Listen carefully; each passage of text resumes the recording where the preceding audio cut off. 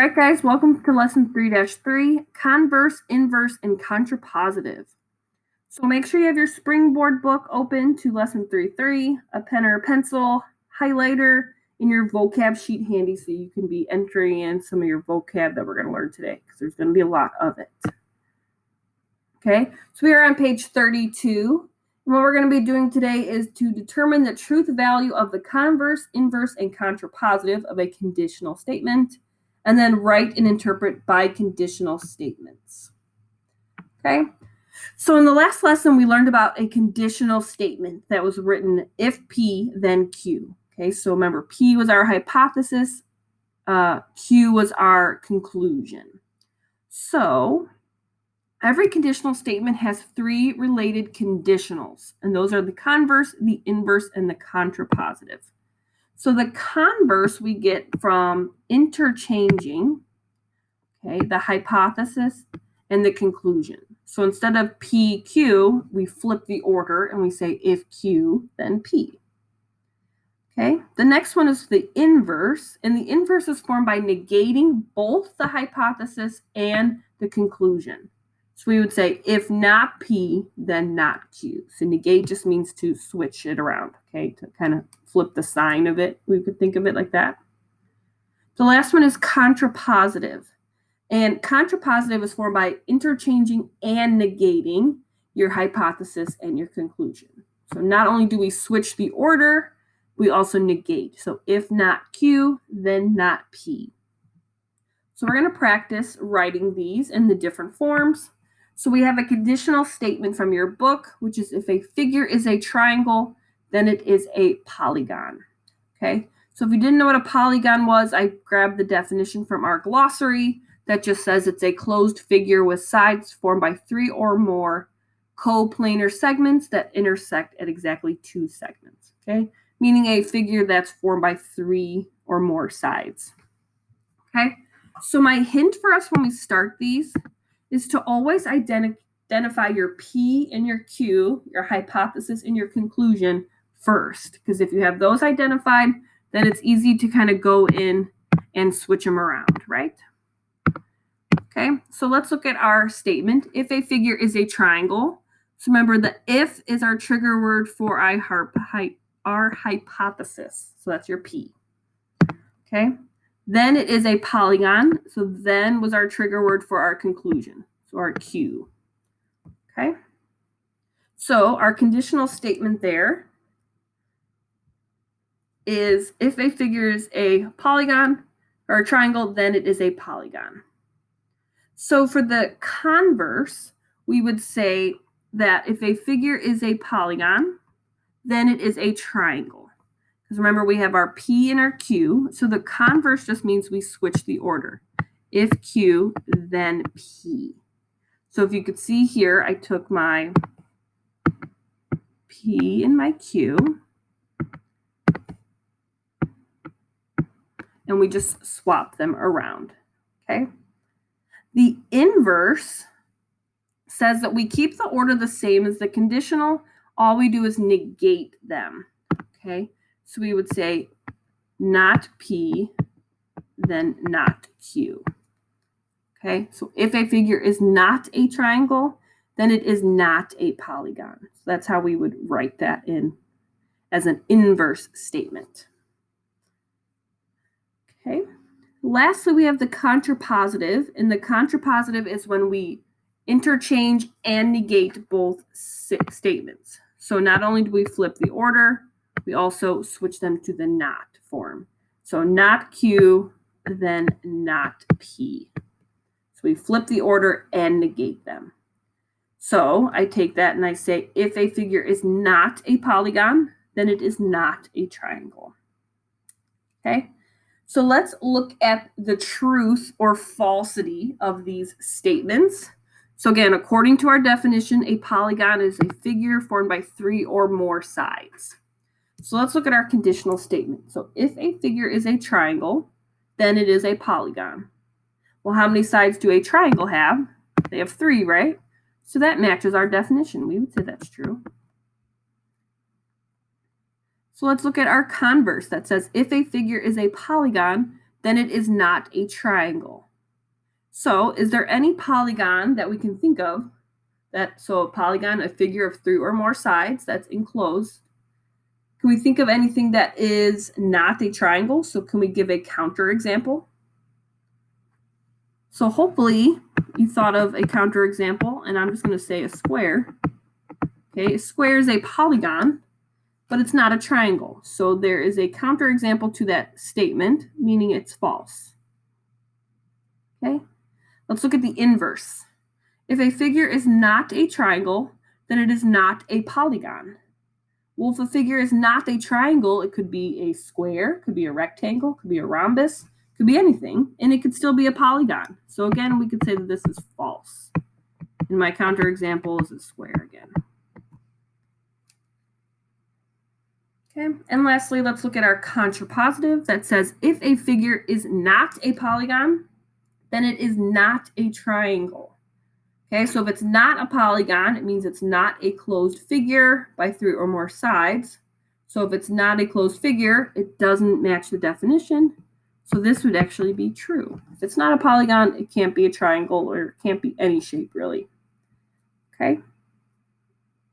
So on the next page, they're going to talk about truth values. And the truth value of a statement is the truth or falsity of that statement. So you're talking about how true or false something is. Does it make sense according to our statement? Okay. And again, if you can come up with a counterexample, then we would say it's false. If it doesn't, then it's true. Okay. So what they're going to talk about here in the truth values are what they call statements that are logically equivalent. Okay. So statements that have the same truth values, meaning they're true, they match in that sense, or they match when they're both false, okay, we would call those logically equivalent. So if I go back to our table really quick, we kind of have some logically equivalent ideas here. And the fact that if they match in their true or falsity, then they are equivalent in their logic. So for example, the conditional and the contrapositive match. They were both true. Okay, so we would call that they are logically, and I'm going to probably abbreviate here, equivalent. Okay, their truth matches. Similarly with the converse and the inverse, okay, those are both false. So those are going to match logically and be logically equivalent. So a little insider information here, okay? Your converse and your inverse are always going to match their true or falsity. So if one's true, the other one's true. If one's false, the other one has to be false. Okay, similarly with the conditional and the contrapositive, they will always match also. So if you notice, our conditional is true, the contrapositive was also true. So that's why they're called logically equivalent, because logically they'll always have the same truth or falsity, meaning they're both going to be true or both going to be false. So just remember which ones match up, and that should help you out a lot. So now you make a note of that on your vocab sheet. That should help you guys. Okay. So let's look at example 2 here, where they want us to write a true conditional statement whose inverse is false. So we write a true if-then statement, but when we inverse it, meaning flip the order, interchange the order, we get a false statement. So try to think of a true conditional statement on your own that when you flip it, it's going to give you something false or something we can get a counter example for. So here's the one your book has that says if an angle has a measure of 95 degrees, then it's obtuse. So this is a true statement, okay? Obtuse angles are 90 degrees or larger than 90 degrees, right?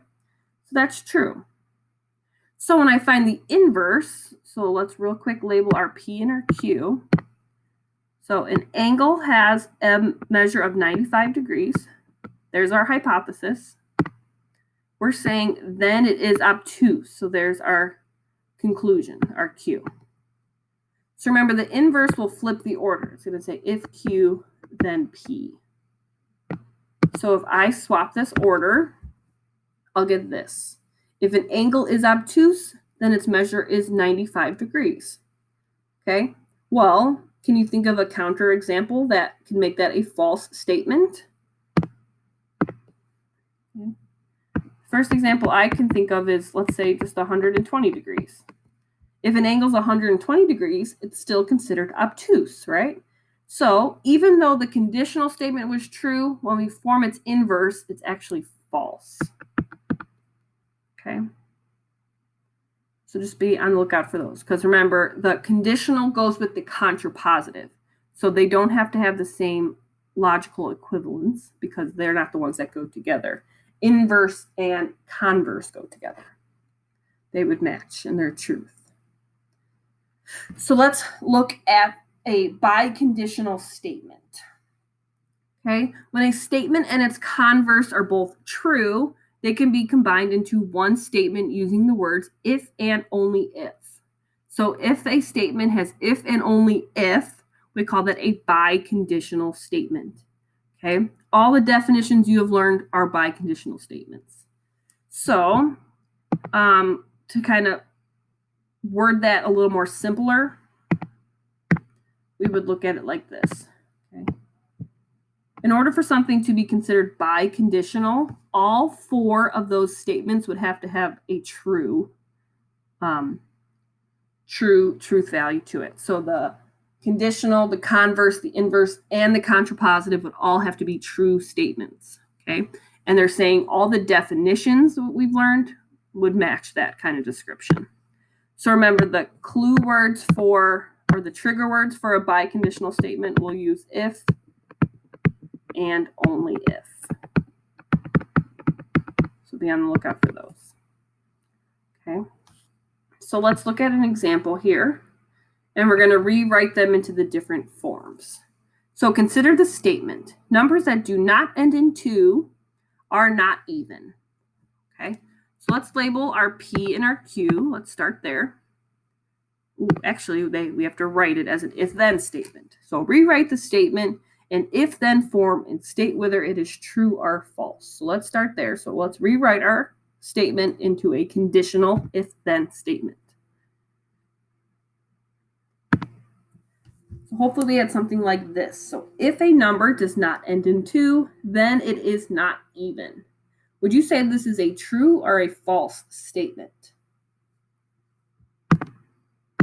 Hopefully you said that this statement is false. And I can think of a counter example that a number that does not end in 2 but is still even. So maybe the example of 14. Okay, 14 is an even number and it ends in a 4. It does not end in a 2. So that would be a false statement. Okay, so next they want us to write the converse. So before I do that, let's do what I was originally going to do and label our P and our Q. So our if statement is going to give us our hypothesis. So our P, our hypothesis, is a number does not end in 2. Our conclusion then is it is not even. Okay, so again, it's really helpful to label that P and Q so that when you do your other forms of your statement, all you have to do is maybe really look at how it's labeled and switch stuff around. So remember, the converse says we take if Q, then P. So we just swap the order. So you guys go ahead, write the converse, and then state if that is true or false. If it's false, give a counter example. Okay, so switching the order would be if a number is not even, then it does not end in 2. Okay, so if a number is not even, meaning if a number is, let's say, odd, then it does not end in 2. So can you think of an odd number that ends in 2? No, can't, right? So this is actually a true statement. If a number is not even, then it does not end in 2. That's true. If a number is odd, it's not going to end in a 2. All right, the inverse. Okay, the inverse is where we interchange, or I'm sorry, the inverse is when we negate both our hypothesis and our conclusion. So this would be not P, then not Q. Okay, so take your P and your Q and negate them. Now, if you notice, this already has not in it. A number does not end in 2. So when you negate it, you're not going to put like a number does not end in 2. You're just going to switch it to its opposite. Okay. It's going to look something like this. So if a number ends in 2, then it is even. Okay. So we just kind of took the not out. So it's a little reversed than what we're thinking. But again, you wouldn't say not. So it's just the opposite. Kind of like a double negative makes a positive, right? So let's think. If a number ends in 2, is it even? Do you say that's true or false? Okay. Well, every number I can think of that ends in 2 would be an even number. Okay, so that is true. And then lastly, our contrapositive. So our contrapositive is when we interchange and we negate everything. So it'd be not Q, then not P. Okay, so give the contrapositive and state if that is true or false. And if it's false, give a counterexample. So the contrapositive be if a number is even, then it ends in a 2. So again, I swapped the order, talking about the even part first, and then the hypothesis with ending in a 2 second, and then negating it, just basically taking the not out. Okay. So if a number is even, then it ends in 2. Is this true or false? Hopefully you said that this is false, because I can think of a counterexample of an even number like 10, and 10 does not end in a 2. It ends in a 0. Okay. So really quick, if I compare these and talk about the logical equivalent statements, so remember, those are ones that match in their truth or falsity. So if we look again, our conditional statement and our contrapositive match each other. They're both false. Okay. And our converse and our inverse match each other because they're both true. So that's what it means to be logically equivalent, what matches. And I told you already, the converse and the inverse will always match each other. The conditional statement and the contrapositive will always match each other. Okay. So we're just going to end on this last question here, where it asks us, can you write a biconditional statement for this statement that we've been working through? If a number does not end in 2, then it is not even.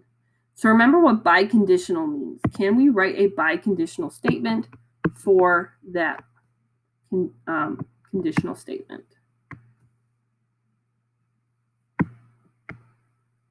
Okay. Well, hopefully you said that the answer was no. Okay. And the reason is, remember, biconditional means that all 4 of these statements would have to have true. Okay. If it's biconditional, that means it's a definition and it goes by if and only if. So every way we rearrange this statement would have to be true. So since we had 2 false statements, we cannot call it a biconditional. Okay. So we had lots of definitions today that we learned. So I feel like I rambled on a lot, but just making sure you're filling in your vocab sheet with all of these so you're keeping track of everything and what everything means. Putting in examples in there with your definitions will help you too. So we have conditional, converse, inverse, and contrapositive. Okay. All right, guys, I'll see you in the next video.